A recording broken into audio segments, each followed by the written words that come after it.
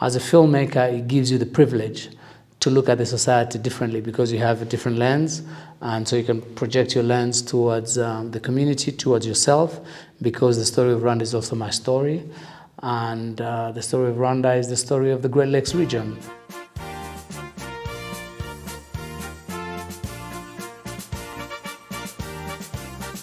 I was drawn into the media based on the history of Rwanda and the history of the 1994 genocide that befell over 1 million people that were killed.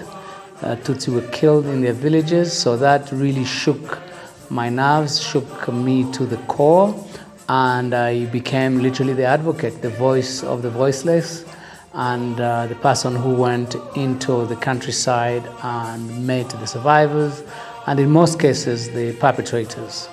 And I'm very, very proud that I'm doing this job of recording the history of Rwanda, the history of the nation, of the people, and encouraging young filmmakers to literally make films and create literally a form of narrative or a form of an identity for themselves.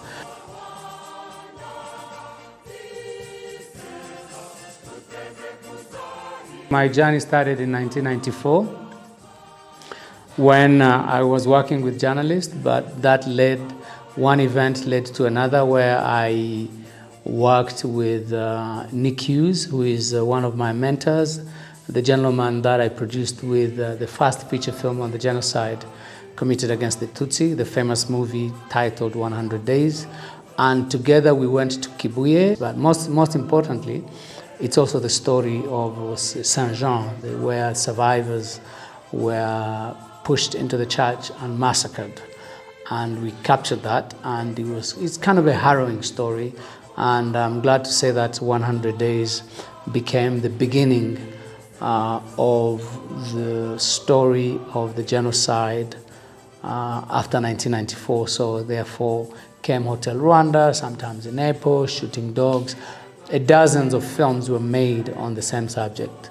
And so this has been literally the ability for me to use the tools that are available to capture that story and share that story, but with dignity, because in most cases, African stories have always been told through the eyes of other people or other filmmakers, non-native filmmakers. Nobody can tell better your story than yourself. So I find it a really an imperative opportunity for African storytellers, and for that matter for the Rwandan storytellers, to be in a position of telling a story of change, of hope, of resilience, of reconciliation, of peace, of new dynamics out of the African continent. So I think that's where I stand.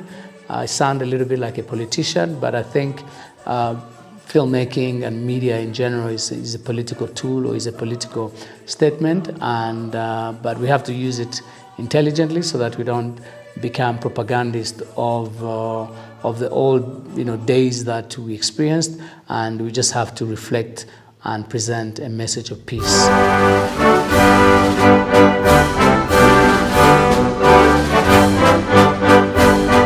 What I'm more interested in now, I'm actually interested at this particular stage in telling the story of recovery, the story of hope, the story of the new generation. And part of that story is also the story of liberation, because if you like, the liberators have never been able to tell their stories. And their story is literally the story of Rwanda, it's the story of the rebuilding, the story of resilience, the story of hard work, the story of pain, the story of endurance. And for me, one of my next projects is literally to make a story on the liberation. I'm not going to give a spiel over the project, but we have a screenplay, we have a producer attached, so we want to tell the story and give them honor and give them literally a sense of belonging and respect. And these are people that I've sat with, these are people that I've seen, and these are people who have actually passed on their legacy within the framework of the discipline we see in the police, the discipline we see in the army, the safety we have.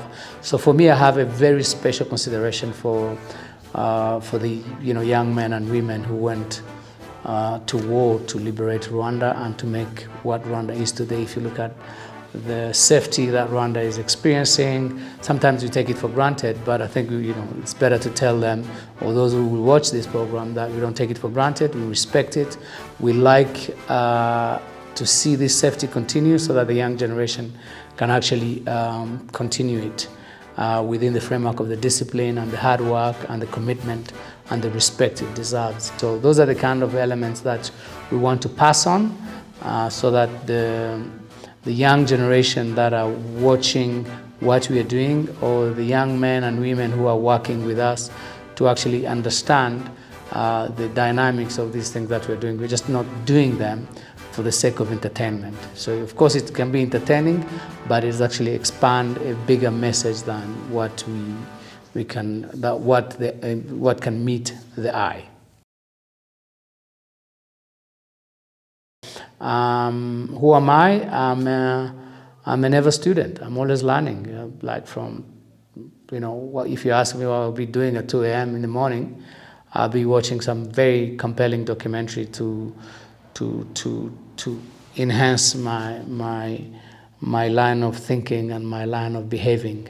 It's not easy. As I said, a lot of people are going through a lot of anxiety, because once you switch on the news, it's always news about violence, disaster, global warming, famine, economic meltdown. It's just like, however much those people out there have a lot of money, but everybody's going through some form of mental challenges.